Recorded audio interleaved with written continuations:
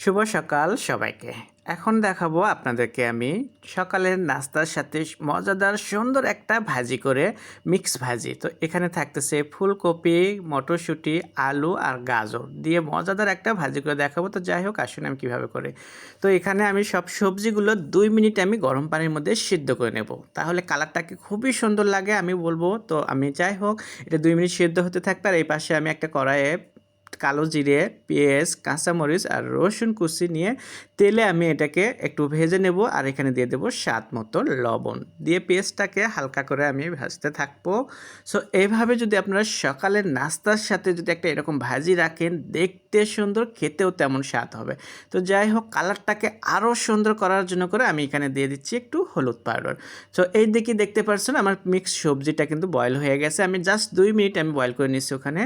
তো এখন পেস্টটাও এখানে আমার একটা কালার এসে গেছে হালকা। তো এখন আমি দিয়ে দিচ্ছি সবজিগুলো। এই সবজিগুলো দেওয়ার পরে এখন সুন্দরভাবে নাড়াচাড়া করুন আর করুন। তো দেখুন আপনারা এখানে কতটা সুন্দর একটা কালার এসে গেছে। তো এইরকম কালার সুন্দর ভাজি থাকলে কিন্তু যে কোনো মানুষ ছোট বড় সবাই কিন্তু খেতে ইচ্ছে করবে। অনেক সময় আছে বাচ্চারা সবজি খেতে চায় না, কিন্তু কিছু সময় আছে সবজির কালার দেখে সৌন্দর্য দেখেই কিন্তু তারা খেতে চায়।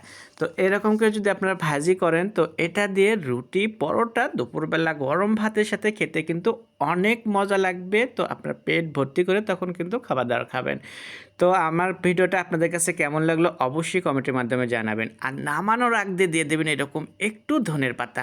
ধনের পাতা দিয়ে জাস্ট আপনি এটাকে একটু নাড়াচাড়া দিয়ে আপনার নামে করবেন। তো এখন আমার এটা হয়ে গেল। আমি আপনাদেরকে দেখাবো সুন্দরভাবে এটাকে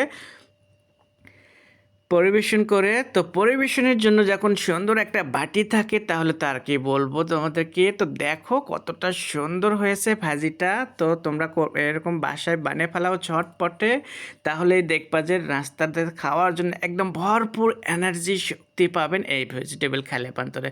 তো সবাই ভালো থাকবেন। নতুন নতুন ভিডিও দেখার জন্য আমার ইউটিউব চ্যানেলটাকে সাবস্ক্রাইব করবেন।